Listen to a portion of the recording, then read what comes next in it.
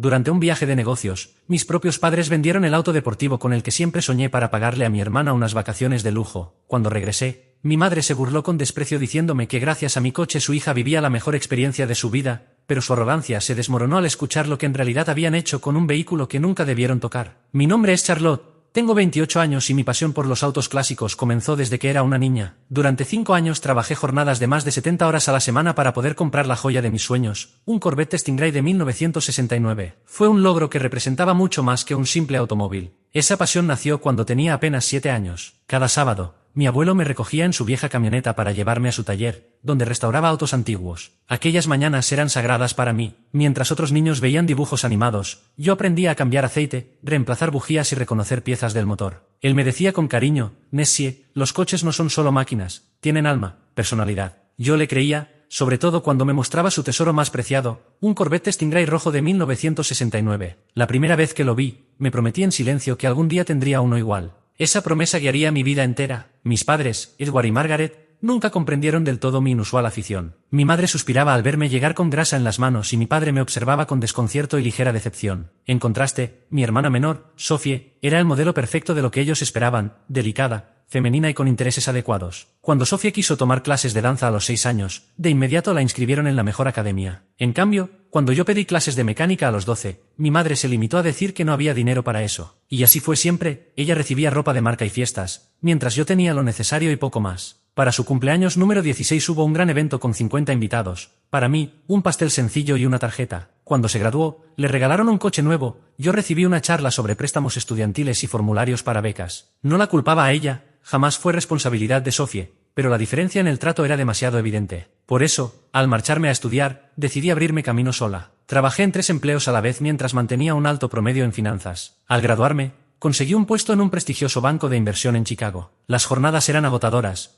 pero sabía lo que quería. Cada dólar ahorrado estaba destinado a un objetivo muy concreto. Durante 5 años viví con austeridad, compartiendo departamento y preparando mi propia comida. Mientras mis colegas gastaban en viajes y lujos, yo me mantenía enfocada en mi meta. Hasta que, tras incontables búsquedas en foros y subastas, lo encontré: un Corvette Stingray de 1969 en color rojo rally, exactamente igual al de mi abuelo. El dueño, un coleccionista de Wisconsin, lo vendía por $85.000. Era todo lo que había ahorrado, pero no dudé un instante. El día que lo conduje por primera vez a casa lloré de emoción. Mi abuelo había fallecido 2 años antes, pero en ese momento sentí su presencia a mi lado. «Lo logramos, abuelo», susurré con lágrimas corriendo por mis mejillas. Ese coche no era un simple objeto. Representaba mi esfuerzo, mi independencia, y sobre todo, el vínculo con el único hombre que siempre creyó en mí. Mi novio, Oliver, lo entendía a la perfección. Nos conocimos 6 meses después de comprar el Corvette, en una exposición de autos clásicos. Él tenía una réplica del mismo modelo, lo que nos unió de inmediato. A diferencia de mi familia, Oliver comprendía mi pasión. Sabía por qué prefería pasar una tarde revisando motores en lugar de ir de compras. Compartía conmigo la importancia de conservar la historia automotriz. Durante 2 años, ese coche fue mi mayor orgullo. Lo cuidaba como un tesoro. Solo lo sacaba en días soleados y lo guardaba durante los duros inviernos de Chicago. Nunca imaginé que el verdadero peligro para mi Corvette no serían los ladrones ni el clima, sino mi propia familia. Todo comenzó un martes por la tarde, cuando mi jefa, Catherine, me pidió con urgencia que acudiera a su oficina. Mientras recorría el extenso pasillo hacia la oficina de la esquina, mi mente no dejaba de imaginar distintos escenarios, casi todos negativos. ¿Acaso me iban a despedir? ¿Había cometido un error con la cuenta Henderson?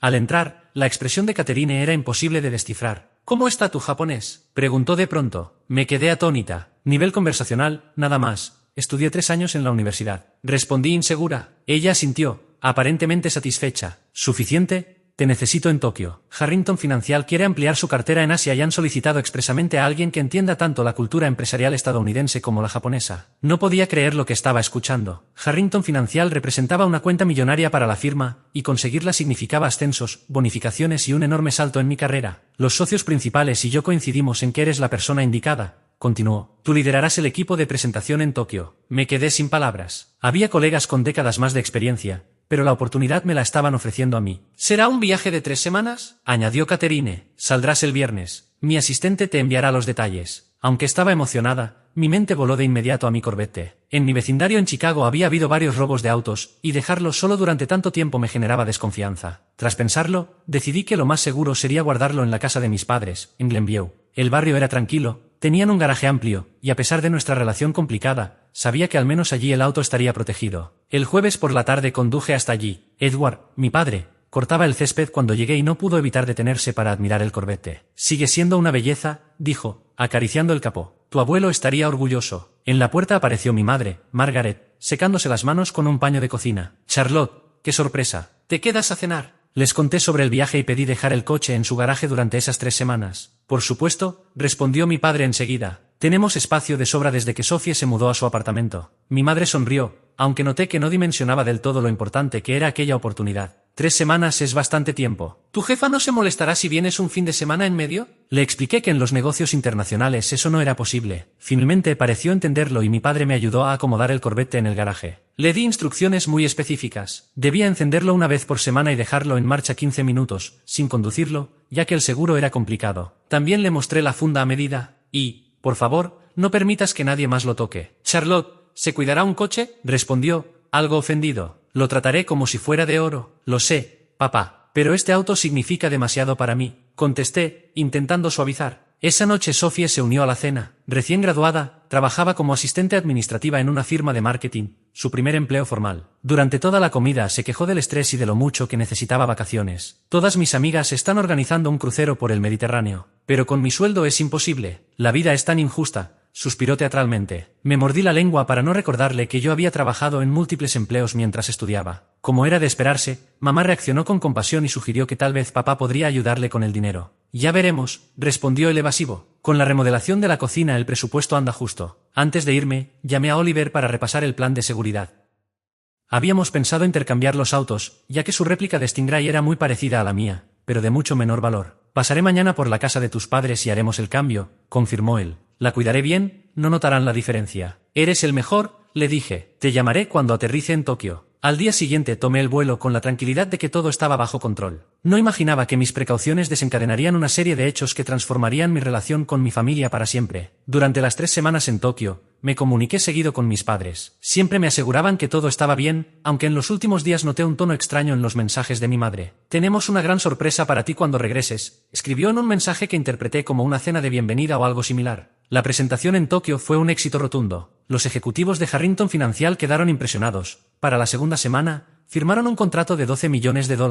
En la cena de celebración, Catherine insinuó con una sonrisa que en Chicago me esperaba vicepresidenta. Suena bien, ¿verdad? Subí al avión de regreso llena de ilusión. Soñaba con conducir de nuevo mi Corvette por la orilla del lago Michigan y compartir la noticia con Oliver y mi familia. El vuelo de 13 horas me dio tiempo de sobra para imaginar aquel reencuentro. Pero lo que me aguardaba era muy distinto a lo que pensaba. Aterrizamos en O'Hare un martes soleado, a las 2:15 de la tarde. Tras pasar por aduana y recoger mi equipaje, tomé un taxi directo a la casa de mis padres en Glenview. Estaba agotada por el viaje, pero llena de energía por la idea de ver otra vez mi auto. 10 minutos más, le escribí a Oliver, que me esperaba allí para devolverme el Corvette. Cuando el taxi entró a la calle de mis padres, sentí un cosquilleo de emoción. Sin embargo, al girar hacia la entrada de la casa, fruncí el ceño. La puerta del garaje estaba abierta. Dentro estaban el sedán de mi padre y la camioneta de mi madre, pero ni rastro de mi Corvette. Quizás lo movieron, murmuré mientras pagaba al conductor y arrastraba la maleta hacia la puerta principal. Cuando llegué a casa, mamá abrió la puerta antes de que pudiera tocar el timbre. Me recibió con un abrazo que apenas correspondí, porque mi mente seguía fija en el auto desaparecido. Bienvenida, cariño. ¿Cómo estuvo tu vuelo? Preguntó con una sonrisa. Bien, respondí distraída. Mamá, ¿dónde está mi coche? En su rostro se cruzó una expresión extraña, mezcla de defensa y algo más que no supe identificar. Sin responder, me hizo pasar al interior. Papá estaba sentado en su sillón reclinable leyendo el periódico. Al verme levantó la mirada, con una sonrisa que no alcanzaba sus ojos. Papá, ¿dónde está mi Corvette? Pregunté directamente, sintiendo un nudo formarse en mi estómago. Él carraspeó y lanzó una mirada a mamá, que fingió ocuparse en acomodar unas galletas en una bandeja, como si todo fuera parte de un recibimiento normal. Bueno, hija, empezó con una voz forzadamente jovial. Ocurrió algo mientras estabas fuera. El nudo en mi estómago se apretó aún más. ¿Qué significa eso? ¿Dónde está mi coche? Mamá se giró, levantando la barbilla con ese gesto que siempre adoptaba cuando se preparaba para justificar lo injustificable. Sofía necesitaba ayuda, dijo con firmeza. Era una oportunidad única en la vida. La miré sin entender. ¿Y eso qué tiene que ver con mi coche? Gracias a tu coche,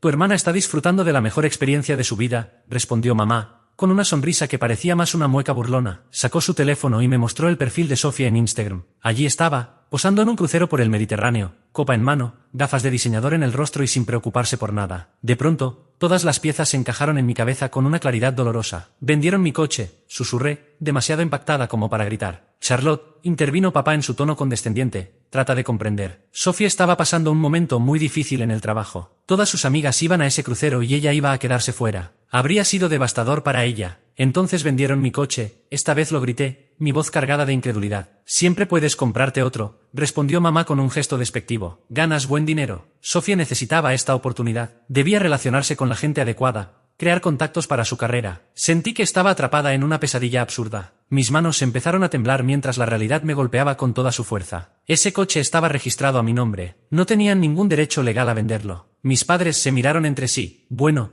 técnicamente, murmuró papá. Le dijimos al comprador que tú lo estabas vendiendo y que nos habías autorizado a manejar la transacción. El corazón me latía tan fuerte que lo sentía retumbar en mis sienes. Todo giraba un poco a mi alrededor mientras intentaba procesar lo que habían hecho. ¿Tienen idea de lo que significaba ese coche para mí? Mi voz se quebró. No era solo un medio de transporte. Era un vínculo con el abuelo. Era el fruto de 5 años de sacrificio. Es solo un coche, Charlotte, dijo mamá, endureciendo su tono. La familia es lo que importa. Sofía es tu hermana. Ella lo necesitaba. ¿Y yo no importo? Repliqué con rabia contenida. Mis sentimientos, mi esfuerzo, mis límites, nada cuenta, ¿verdad? No seas tan dramática, se burló mamá. Siempre has sido tan materialista, tan enfocada en las cosas. Sofía está lidiando con depresión. Ese viaje era terapéutico para ella. ¿Depresión? Repetí incrédula. ¿Desde cuándo? Ha estado muy estresada en el trabajo. Intervino papá con torpeza. Su jefe es muy exigente. Solté una carcajada seca, sin humor. Bienvenida al mundo adulto. Yo trabajé 70 horas semanales durante 5 años para comprar ese coche. ¿Alguna vez pensaron en vender sus pertenencias para facilitarme la vida a mí? Eso es distinto, contestó mamá, ya a la defensiva. Tú siempre has sido la fuerte. Sofía es más sensible, necesita más apoyo. La doble moral era tan evidente que me dejó sin aire. Permanecí en silencio unos segundos, temblando de rabia y desconcierto. Entonces, una idea se abrió paso en mi mente. ¿Cuánto lo vendieron? Pregunté con la voz tensa. Se miraron otra vez con incomodidad. Finalmente, papá respondió. $50.000. Abrí los ojos de golpe. ¿50.000? Ese coche valía 85.000. ¿Hicieron alguna investigación antes de venderlo? Pregunté con la voz temblorosa, aunque intentaba mantener la calma. El comprador dijo que era un precio justo, murmuró papá, Edward, evitando mirarme. Teníamos que hacerlo rápido antes de que regresaras a casa. Aquella confesión, tan directa y cargada de traición, me golpeó como un puñetazo en el estómago. Habían apresurado la venta con la intención de dejarme sin opción, sabiendo exactamente lo que hacían. ¿A quién se lo vendieron? Insistí, sintiendo la garganta arder mientras intentaba controlar mi tono. A un coleccionista de Indiana, respondió mamá, Margaret, con evasivas. No recuerdo su nombre. En ese momento, mi teléfono vibró. Era un mensaje de Oliver. Ya llegué. ¿Dónde está el Stingray? De repente, en medio de mi rabia y mi tristeza, algo encajó en mi mente como un destello. Una memoria que había quedado oculta bajo el impacto de la traición de mis padres volvió a mí. Empecé a reír. Al principio fue un murmullo suave, pero poco a poco se transformó en una risa más fuerte y extraña, incluso para mis propios oídos. No era alegría, sino una liberación de la tensión acumulada. La expresión de mi madre se torció, mezcla de confusión y fastidio. ¿Qué es tan gracioso sobre la felicidad de tu hermana? Exigió. Respiré profundamente antes de responder. ¿Sabes qué es lo gracioso, mamá? Que ustedes robaron y vendieron un coche que ni siquiera era mío. ¿De qué hablas? Replicó papá, frunciendo el ceño. Debimos conducirlo hasta aquí. Levanté un dedo, pidiéndole silencio, y salí a recibir a Oliver, que me esperaba en la entrada con gesto perplejo. Tras un intercambio breve, lo llevé conmigo de vuelta a la sala. Mamá, papá, ¿recuerdan a Oliver? Dije, presentando a mi novio, que lo saludó con un gesto frío y distante. Por supuesto, respondió Margaret, molesta. Pero, Charlotte, ¿qué quieres decir con que el auto no era tuyo? Una calma extraña se apoderó de mí. El coche que vendieron no era mi Corvette Stingray de 1969, era la réplica de Oliver. El color desapareció del rostro de ambos al escucharme. Entonces expliqué el acuerdo que teníamos. Oliver y yo habíamos intercambiado los autos por seguridad. El día después de que viajé a Tokio, él vino como habíamos planeado y dejó su réplica en lugar del auténtico. Para alguien sin experiencia, eran idénticos. Pero el suyo valía alrededor de $30.000, no $85.000. Hice una pausa, observando cómo sus miradas se quebraban. Así que no vendieron mi coche, concluí. El mío ha estado guardado en el garaje climatizado de Oliver las últimas 3 semanas. Lo que vendieron fue su auto, sin su permiso ni conocimiento. Pero, balbuceó Edward, se veía igual al tuyo. Ese era el objetivo, intervino Oliver por primera vez. Mi coche fue fabricado en 2004 para parecer un Stingray del 69, pero no es original. El de Charlotte es un clásico auténtico que vale casi el triple. Dios mío, susurró Margaret, dejándose caer en una silla. ¿Qué hemos hecho? Lo que hicieron fue cometer fraude, respondí con dureza. Vendieron una propiedad que no era suya ni mía, falsificaron documentos, mintieron a un comprador. Podrían terminar en prisión. El rostro de mi padre se volvió cenizo. Oliver asintió con firmeza. Exacto. El robo de vehículos valorados en más de $20,000 es un delito grave en Illinois. Si además recibieron un pago electrónico, eso suma fraude por transferencia. Cada cargo puede significar hasta 15 años de cárcel. Mi madre rompió a llorar, con esos sollozos dramáticos que en otro tiempo me habrían manipulado para consolarla. Pero ya no. ¿Cómo íbamos a saber que no era tu coche? Gimió. ¿Nos engañaste? No los engañé, corregí con frialdad. Confié en Oliver para proteger mi automóvil porque, en el fondo, sabía que no podía confiar en mi propia familia. Y estaba en lo cierto. Tienes que ayudarnos a arreglar esto, suplicó mi padre, de repente envejecido. No podemos ir a prisión. No sabíamos nada. La ignorancia no es una defensa legal, aclaró Oliver con voz firme. Y la lealtad familiar tampoco. Vendieron mi coche sin permiso. Eso es robo, puro y simple. El teléfono volvió a vibrar, esta vez con una llamada desconocida. Contesté con cautela. ¿Charlotte Miller?, preguntó una voz masculina. Sí. ¿Quién habla? Soy Alastair Bennett. Recientemente compré un Corvette Stingray de 1969 a sus padres en su nombre. Pero hay un problema con la transferencia del título. Mis ojos se encontraron con los de mis padres, que me observaban con miedo desnudo en el rostro. En ese instante, tuve que decidir. ¿Podía revelar la verdad y hundirlos de inmediato en su propio fraude, o ganar algo de tiempo para encontrar una manera de impartir justicia sin destruirlos por completo? Mr. Bennett, respondí con cautela, efectivamente ha habido un malentendido. ¿Podría devolverle la llamada en 1 hora? Necesito hablar algunos detalles con mis padres. Él aceptó, y colgué. Giré hacia mis padres, que parecían al borde del colapso. Ese era el comprador, les informé. Tiene problemas con la transferencia porque el coche está registrado a nombre de Oliver. No mío. Ahora tenemos que tomar una decisión. Por favor, Charlotte, suplicó mamá, con el maquillaje corrido por las lágrimas. Ayúdanos. No quisimos dañar a nadie, excepto a mí. Le recordé a mi padre, con voz cargada de ironía, que no habían tenido problema alguno en lastimarme. Pensamos que lo comprenderías, murmuró Edward, débilmente. Familia ayuda a familia, ¿no? Pregunté con sarcasmo. Entonces supongo que ha llegado el momento de que ayuden a Oliver, ya que fueron ustedes quienes le robaron. El impacto en sus rostros fue evidente. De pronto comprendieron que no era solo mi decisión la que importaba, sino también la de él.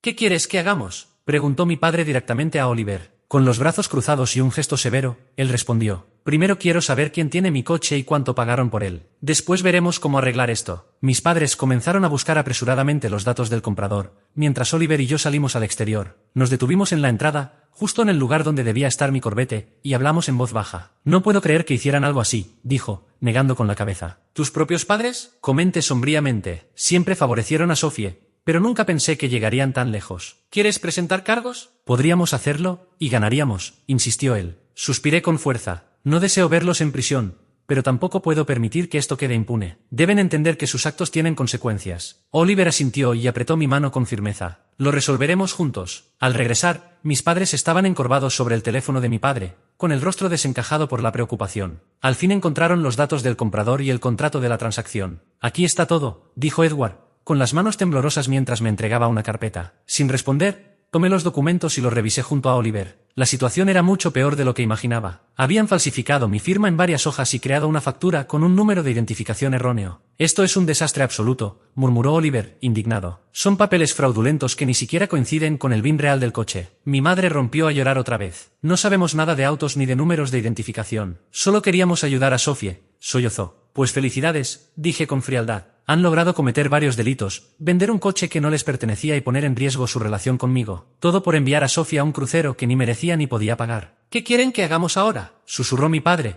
derrotado. Los miré a los ojos y luego a Oliver. Van a llamar a Mr. Alastair Bennett y le dirán exactamente lo que hicieron. Poco después dejé la casa de mis padres y conduje directamente hasta el apartamento de Oliver, al volante de mi verdadero Corvette Stingray, guardado de forma segura en su garaje, tal como habíamos planeado. El rugido del motor no me consoló, mi mente giraba en torno a la magnitud de lo ocurrido. Oliver llegó detrás de mí en su sedán, y nos reunimos para hablar con calma sobre los siguientes pasos. En su sala, con el suelo de madera crujiente bajo mis idas y venidas, la realidad me golpeaba con más fuerza. Mis padres no solo habían traicionado mi confianza de la forma más grave posible, sino que también se habían expuesto a consecuencias legales muy serias. Mientras tanto, en algún lugar del Mediterráneo, mi hermana disfrutaba de un crucero de lujo, completamente ajena al desastre que había dejado tras de sí. Aún me cuesta creerlo, dije por 10ª vez, sin poder quedarme quieta. ¿Quién vende el coche de otra persona? Gente que se cree con derecho a todo, contestó Oliver desde el sofá, con el ceño fruncido. Tus padres no respetan los límites. Me dejé caer a su lado. Lo peor es que ni siquiera parecen entender la gravedad de lo que hicieron. Repiten una y otra vez que la familia ayuda a la familia,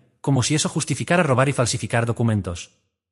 ¿Y qué piensas hacer con el comprador? ¿Con este tal Bennett? Él probablemente es inocente en todo esto, preguntó Oliver. Asentí, debemos llamarlo. Creo que lo correcto es contarle lo ocurrido, pero presentarlo como un malentendido, al menos hasta decidir cómo proceder. En ese momento, mi teléfono comenzó a vibrar con insistencia. Mis padres llevaban horas llamando y enviando mensajes. Ignoré la mayoría, pero uno me llamó la atención, un texto de mi madre que decía Dutowane: Beatrice piensa que está siendo egoísta e ingrata. Genial, gruñí, mostrándole el mensaje a Oliver. Ya están intentando poner a la familia en mi contra. No pasó mucho tiempo hasta que recibí una llamada de Aunt Beatrice. Contesté a regañadientes. Charlotte Marie empezó sin rodeos, usando mi nombre completo como siempre que quería reprenderme. ¿Qué es esto de que amenazaste con enviar a tus padres a prisión por un coche, después de todo lo que han hecho por ti? Respiré hondo. Aunt Beatrice, con todo respeto, no conoces toda la historia. Sé lo suficiente. Tu madre está destrozada. Solo querían ayudar a tu hermana y ahora hablas de cargos criminales. ¿Qué clase de hija hace eso? La clase de hija a la que sus padres le robaron una propiedad de $30.000. Y ni siquiera era mía, era de mi novio. Cometieron varios delitos. Esto no tiene que ver con gratitud. Tiene que ver con responsabilidad. Mi tía resopló con desdén. La familia se ayuda. Charlotte Marie, siempre fuiste demasiado independiente, incapaz de ceder. ¿De verdad habría sido tan grave permitir que tu hermana tuviera esto por una vez? La discusión se prolongó durante minutos, con ella defendiendo a mis padres y sin aceptar la magnitud de lo que habían hecho. Cuando colgué, hervía de ira. La frase seguía retumbando en mi cabeza: la familia se ayuda. Me dirigí a Oliver con un tono cargado de amargura. Parece que esa idea de sacrificarse por la familia solo aplica cuando soy yo la que debe ceder. Él me apretó la mano con suavidad. No todos lo verán de la misma manera. ¿Has intentado hablar con el hermano de tu abuelo, el tío Arthur? Siempre dijiste que él era más sensato. Recordé que el tío Arthur había sido muy cercano a mi abuelo y que, a lo largo de los años, me había demostrado un cariño especial. Lo llamé para contarle lo ocurrido y su reacción fue totalmente distinta a la de la tía Beatrice. Vendieron el coche de Oliver sin permiso. Eso no es solo un error, Charlotte, eso es un delito. Tienes todo el derecho a estar indignada, exclamó. Su apoyo me reconfortó más de lo que pude expresar. Mientras casi todos parecían opinar que debía pasar página porque son familia, el tío Arthur lo dejó claro. La familia no es una excusa para saltarse la ley ni para pisotear los límites de los demás. Tu abuelo estaría horrorizado con lo que hicieron. Colgué sintiéndome un poco más tranquila, aunque el cansancio emocional del día me estaba pesando demasiado. Oliver me propuso pedir comida para llevar y aplazar cualquier decisión seria hasta el día siguiente. Acepté. Nos sentamos en el sofá a comer directamente de los recipientes de comida tailandesa, cuando él me miró con gesto pensativo. ¿Puedo preguntarte algo? Claro. Si hubieran vendido tu verdadero Corvette, ¿qué habrías hecho? Dejé el tenedor sobre la mesa y reflexioné. Sinceramente, habría presentado cargos de inmediato. Ese coche es irreemplazable para mí. Es mi vínculo con mi abuelo, el fruto de años de esfuerzo y sacrificio. No creo que hubiera podido perdonar algo así. Y ahora, es diferente. Siguen cometiendo un delito, pero fue contra ti, no contra mí. Y aunque lo que hicieron es grave, no sé si realmente quiero verlos en prisión. Son mis padres, después de todo. Oliver asintió lentamente. Lo entiendo. Y, por lo que vale, yo tampoco quiero que tus padres terminen encarcelados. Pero necesitan asumir la gravedad de lo que hicieron y reparar el daño. Esa noche nos quedamos conversando durante horas, evaluando cada posibilidad y buscando el camino más justo. Finalmente, acordamos consultar con una abogada antes de tomar cualquier decisión definitiva. Sin embargo, dormir fue imposible. Me revolvía en la cama, mi mente atrapada en una maraña de rabia, decepción y un dolor insoportable al imaginar a mis padres tras las rejas. La mañana llegó demasiado rápido y trajo consigo una nueva crisis. Mis padres aparecieron en mi apartamento sin avisar, con el rostro cansado y una evidente desesperación. Charlotte,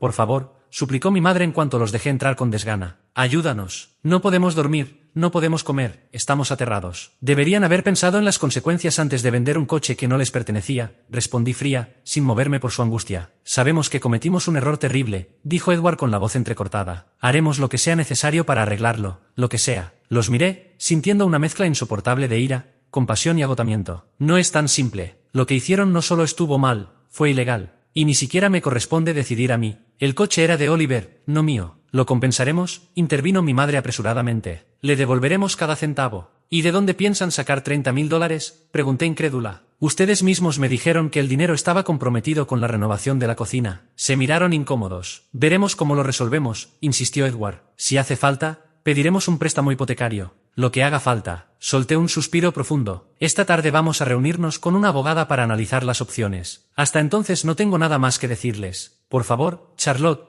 rogó mi madre con lágrimas en los ojos. Al menos prométenos que no presentarás cargos. No sobreviviríamos a la cárcel. No puedo darles esa promesa, respondí con firmeza. Ahora deben irse. Cuando tengamos claridad tras hablar con la abogada, los llamaré. Cerré la puerta tras ellos y me quedé apoyada en ella, sintiéndome completamente exhausta a pesar de lo temprano que era. En ese instante comprendí que, pasara lo que pasara, mi relación con ellos jamás volvería a ser la misma. A las 2 de la tarde, Oliver y yo estábamos sentados en la elegante oficina de Fiona Clarke, una abogada especializada en derecho penal con la que había entablado amistad durante un evento benéfico corporativo hacía 2 años. Le conté lo sucedido esa misma mañana, y sin dudarlo, aceptó recibirnos. Quiero asegurarme de haber entendido bien, dijo Fiona mientras revisaba las notas que había tomado. Sus padres vendieron el coche de Oliver sin permiso, falsificaron documentos incluyendo tu firma en la factura de venta, entregaron al comprador un número de serie falso y utilizaron el dinero para pagar las vacaciones de tu hermana. ¿Es correcto? Sí, así fue, confirme. Fiona se reclinó en su silla, con gesto grave. No voy a endulzar esto. Lo que hicieron constituye hurto mayor de vehículo y fraude electrónico, como mínimo. Cada cargo puede implicar hasta 15 años de prisión. Es posible que, por su edad y la ausencia de antecedentes, reciban una condena más indulgente, pero la posibilidad de cárcel está sobre la mesa si deciden proceder legalmente. Oliver y yo intercambiamos una mirada cargada de preocupación. Por más enfadada que estuviera, la idea de ver a mis padres entre rejas me resultaba un tormento difícil de asimilar. ¿Qué opciones tenemos?, pregunté con inquietud. Fiona Clarke se acomodó en su asiento antes de responder con calma. Tienes varias alternativas. Primero, podrías presentar cargos penales y dejar que la justicia siga su curso. Segundo, iniciar una demanda civil para recuperar el valor del coche más los daños ocasionados. Y la tercera opción sería intentar resolverlo en privado, fuera del sistema judicial. Oliver, que había permanecido en silencio, intervino con interés. ¿Y qué implicaría exactamente esa tercera alternativa? Se trataría de elaborar un acuerdo legalmente vinculante en el que tus padres se comprometan a restituir el dinero y aceptar otras condiciones que consideres adecuadas. No elimina su responsabilidad penal, pero mientras no presentes una denuncia formal, es poco probable que las autoridades actúen por su cuenta. Asentí, aunque la duda seguía en mi mente. ¿Y qué pasa con el comprador? Al fin y al cabo, él es una víctima en todo esto. Pagó por un coche vendido fraudulentamente. Ese es el mayor obstáculo, admitió Fiona. La solución más limpia sería revertir toda la transacción, devolverle su dinero y recuperar el coche. Pero eso significaría que tus padres tendrían que reunir $50,000 de inmediato. Comentaron la posibilidad de pedir un préstamo sobre la hipoteca de la casa, dije pensativa. Podría ser una salida, pero deberán actuar rápido. Cuanto más se demore esto, mayor será la probabilidad de que Mr. Alastair Bennett descubra el fraude por sí mismo y decida acudir a las autoridades. Tras analizar los detalles, Oliver y yo dejamos la oficina de Fiona con un plan claro. Intentaríamos resolver el conflicto de forma privada, empezando por reunirnos con Mr. Bennett y explicarle la situación con honestidad. Deberíamos verlo en persona, sugirió Oliver mientras nos dirigíamos al estacionamiento. Este no es un asunto para tratar por teléfono. Estuve de acuerdo y lo llamamos para concertar un encuentro al día siguiente en una cafetería a medio camino entre Chicago e Indianápolis. Luego, pasamos a ocuparnos de localizar a mi hermana. Sophie, completamente despreocupada, llevaba días publicando en redes sociales fotos de su crucero por el Mediterráneo, mostrando con orgullo cada lujo que disfrutaba, sin imaginar el desastre que había dejado atrás. Tras varios intentos logré comunicarme con ella a través del teléfono satelital del barco. Charlotte, contestó, con música y risas de fondo. ¿Por qué llamas? ¿Ha pasado algo? Sí, Sophie, algo muy grave. Mamá y papá vendieron un coche que no les pertenecía para pagar tu viaje. Hubo un breve silencio y, acto seguido, soltó una carcajada. ¿Eso era? Pensé que alguien estaba enfermo. Vamos, sé que estás molesta porque vendieron tu querido coche, pero puedes comprarte otro. No es que no tengas dinero. Su actitud condescendiente me hizo hervir la sangre. No era mi coche, Sophie, era de Oliver. Lo que hicieron fue ilegal. Pueden terminar en la cárcel. Eso pareció alterarla. ¿Cárcel? No exageres. Solo querían ayudarme. ¿Ayudarte cometiendo fraude? ¿Robando? Esos son delitos, Sophie, muy serios. El tono despreocupado desapareció de su voz. ¿Qué estás diciendo? Que tienes que volver a casa. Ya se acabó tu aventura por el Mediterráneo. Pero el crucero termina en una semana. Entonces bájate en el próximo puerto y toma un vuelo de regreso. Le ordené con firmeza. Esto no es opcional. Tienes que asumir la responsabilidad en el desastre que ayudaste a provocar. Yo no pedí que vendieran ese coche. Ah, no. Mamá aseguró que hablaste de lo mucho que necesitabas este viaje, que estabas deprimida por la idea de perderlo. El silencio que siguió lo dijo todo. Eso pensé, dije cortante. Vuelve ya, Sophie. Te enviaré los detalles y más vale que estés lista para contribuir al plan de devolución del dinero. Al día siguiente, Oliver y yo nos reunimos con Mr. Bennett, un hombre de mediana edad apasionado por los coches clásicos, quien había comprado la réplica del Corvette de Oliver. Al explicarle la situación, su rostro se tensó con indignación. ¿Así que me vendieron un coche robado con documentos falsos?, dijo, alzando la voz. Técnicamente sí, admití, aunque mis padres alegan que creían tener permiso para venderlo. Eso no es un permiso, replicó con furia. Invertí $50,000. Ya lo registré a mi nombre y lo añadí a mi seguro. Esto es un desastre. Lo entendemos, respondió Oliver con calma. Y queremos enmendarlo. Le devolveremos los $50,000 más 5,000 adicionales por las molestias y gastos ocasionados. La propuesta pareció suavizarlo un poco. ¿Y el coche? Tendría que devolverlo,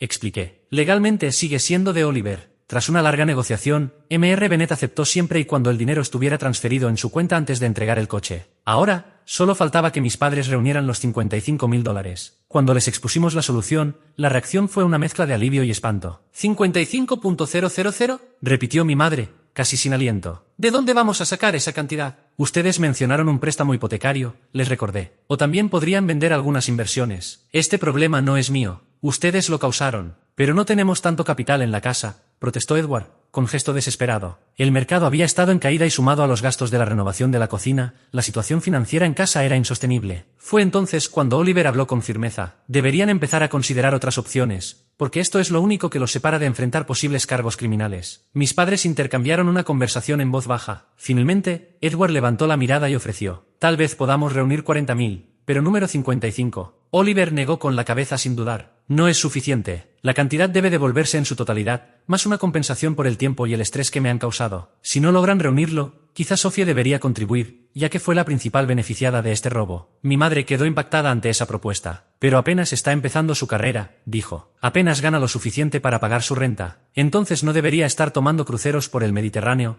repliqué con frialdad. Las acciones tienen consecuencias, mamá. Para todos, no solo para mí. Tras 2 días de discusiones cargadas de tensión, se acordó un plan. Mis padres sacarían un préstamo con garantía hipotecaria por 40.000. Sophie, que había regresado de manera anticipada de su viaje, aportaría 10.000 de sus ahorros, que yo sospechaba habían sido en gran parte financiados por ellos mismos, y venderían parte de la colección de joyas costosas de mi madre para reunir los 5.000 restantes. Oliver puso una última condición, un documento firmado y notariado donde se reconociera lo que habían hecho, con la promesa de no volver a tocar ni decidir sobre nuestros bienes. Mi madre objetó de inmediato. Una disculpa, de acuerdo, pero un documento notariado es demasiado. No es más extremo que la cárcel, contestó Oliver con firmeza. Esto no es negociable. Al no tener otra salida, mis padres terminaron aceptando. Fiona Clark se encargó de redactar los documentos necesarios, incluyendo el acuerdo de restitución con plazos de pago. La parte más dura fue la reunión familiar en mi apartamento. Sophie, obligada a enfrentarse a las consecuencias, oscilaba entre la ira defensiva y el llanto. ¿Por qué me están castigando a mí? Yo no vendí el coche, gritó. No,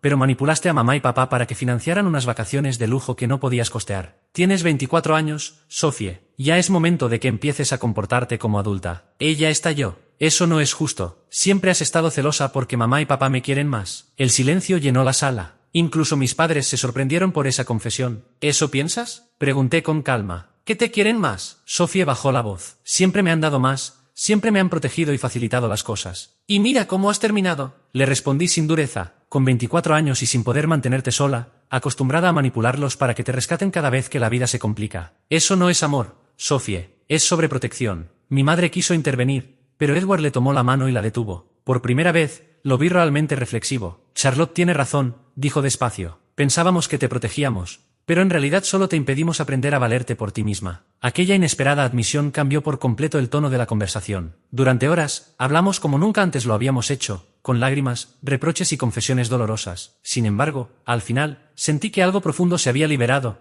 como si una herida que llevaba años infectada finalmente hubiera comenzado a sanar. La semana siguiente fue un torbellino de trámites. Mis padres aseguraron el préstamo, Sophie transfirió su parte y mi madre vendió varias joyas a través de una tienda de consignación. Oliver y yo coordinamos todo con Mr. Alastair Bennet para completar el proceso de recuperación del coche. El día de la disculpa formal fue especialmente difícil. Mi madre, orgullosa hasta el extremo, no lograba pronunciar palabra. Fue Edward quien tomó la iniciativa. Estamos realmente arrepentidos, Oliver. Lo que hicimos fue ilegal y una falta de respeto. Traicionamos tu confianza y la de Charlotte.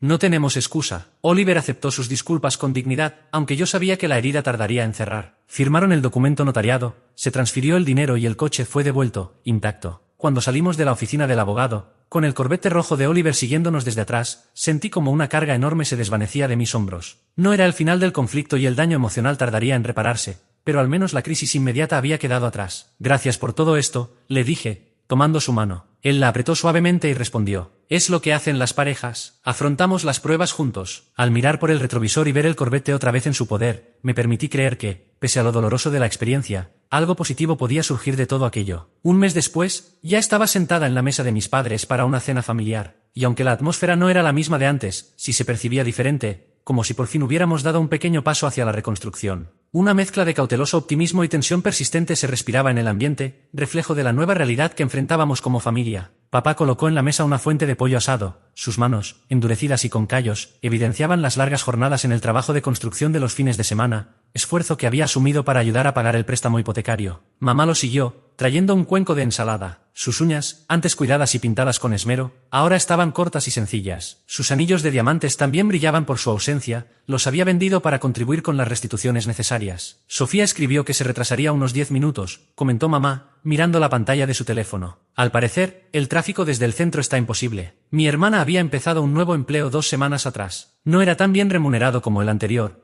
pero ofrecía mejores oportunidades de crecimiento. Lo sorprendente era que, a pesar de los madrugones y la carga de trabajo, no se había quejado ni una sola vez. A mi lado estaba sentado Oliver. Mis padres lo habían invitado como un gesto de reconciliación. Aunque al principio dudó en aceptar, lo animé a venir. Necesitan vernos como un equipo, le había dicho. Deben comprender que si te lastiman a ti, también me lastiman a mí. La cena comenzó con conversaciones prudentes, centradas en temas seguros como el clima y las noticias del vecindario. Poco a poco, sin embargo, las palabras fueron fluyendo con mayor naturalidad y empezamos a hablar de asuntos más personales. Ayer hablé con el tío Artur, comentó papá mientras se servía una segunda porción. Está pensando en vender su vieja camioneta. Dice que ya no tiene fuerzas para seguir cuidándola. Qué lástima, respondí. Esa camioneta ha estado en la familia desde siempre. Papá asintió, carraspeó y añadió. Estaba pensando en comprársela, restaurarla. Lo miré sorprendida. ¿Quieres restaurar una camioneta? Pregunté incrédula. Bueno, pensé que quizá podríamos trabajar en ella juntos, si te interesa. Sus ojos buscaron los míos, aunque pronto se apartaron,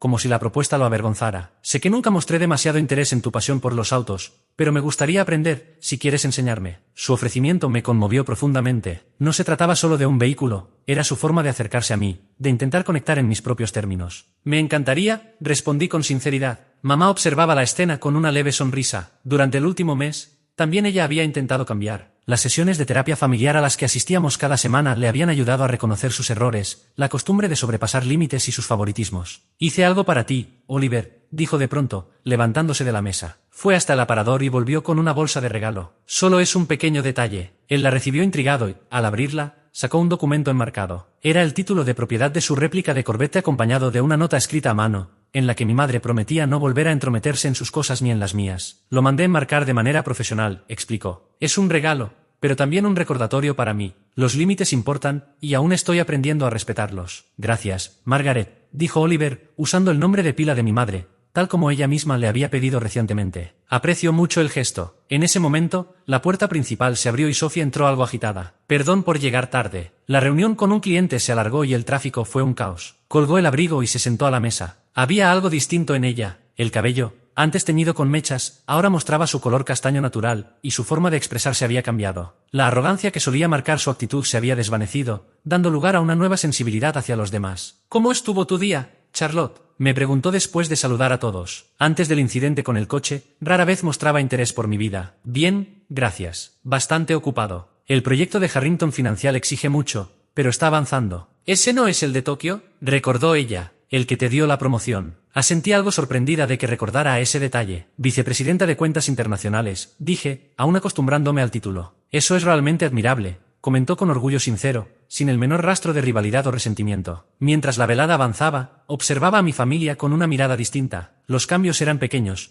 pero significativos. Papá preguntando antes de servir más comida en el plato de mamá, ella conteniéndose para no hablar en nombre de Sophie, mi hermana ofreciéndose a lavar los platos sin que nadie se lo pidiera. A simple vista, podían parecer gestos triviales. Sin embargo, para mí eran señales de algo más profundo, una transformación real en la forma en que funcionábamos como familia. La dolorosa experiencia que habíamos atravesado nos obligó a enfrentar patrones de conducta que, durante años, habían dañado nuestras relaciones familiares. Después del postre, cuando Oliver y yo nos preparábamos para marcharnos, mi madre me detuvo en el pasillo. Su voz era baja y seria. Sé que ya lo he dicho antes, pero necesito repetirlo, Charlotte. Lo lamento de verdad. Y no solo por lo del coche, sino por todas las ocasiones en que desestime tus sentimientos, tus pasiones, tus límites. Siempre creí que estabas siendo una buena madre al tratarte a ti y a Sofía de manera distinta, empujándote a ser fuerte mientras intentaba protegerla a ella de las dificultades. Ahora comprendo lo injusto que eso fue para ambas. La miré fijamente, buscando en su rostro alguna señal de sinceridad. En sus ojos pude ver un remordimiento real. Gracias por decirlo, mamá. Significa mucho. Ella dudó antes de preguntar. ¿Crees que algún día podrás perdonarnos por completo? Reflexioné unos instantes antes de responder. El perdón no es un instante, es un proceso. Estoy trabajando en ello, y ver que todos están intentando cambiar de verdad ayuda bastante. Mi madre asintió, aceptando aquella respuesta, que aunque incompleta, era honesta. Esa noche, Oliver y yo conducíamos de regreso en mi Corvette. El rugido familiar del motor me resultaba reconfortante. El coche había adquirido un nuevo significado. Continuaba siendo mi vínculo con mi abuelo, un símbolo de esfuerzo y constancia, pero también se había transformado en un catalizador de cambios necesarios en mi familia, obligándonos a enfrentar asuntos enterrados durante mucho tiempo. ¿En qué piensas?, preguntó Oliver al notar mi expresión pensativa. Estaba reflexionando sobre cómo aquello que más valoramos puede convertirse en una prueba de carácter. Le respondí. Este coche sacó a la luz verdades sobre mi familia que fueron difíciles de asumir, pero tal vez eran inevitables. ¿Te arrepientes de algo?, negué con la cabeza. Hubiera sido más sencillo dejarlos libres de toda consecuencia para evitar el conflicto, pero eso solo habría reforzado las mismas dinámicas dañinas de siempre. Ellos necesitaban enfrentarse a las consecuencias reales, y yo debía mantenerme firme en mis límites. Oliver apretó mi mano. Creo que lograste un buen equilibrio, les pediste responsabilidad sin cortar el vínculo. Eso requiere fortaleza y apoyo, respondí, devolviéndole la presión en la mano. Y no habría podido hacerlo sin ti. La mañana siguiente llevé el Corvette a dar un largo paseo junto al lago Michigan, algo que había hecho en muchas otras ocasiones. Pero esa vez fue distinto. Con el viento agitando mi cabello y el sol reflejándose en el capó brillante, experimenté una paz que no sentía desde hacía años. El coche seguía siendo solo un objeto de metal, caucho y cristal,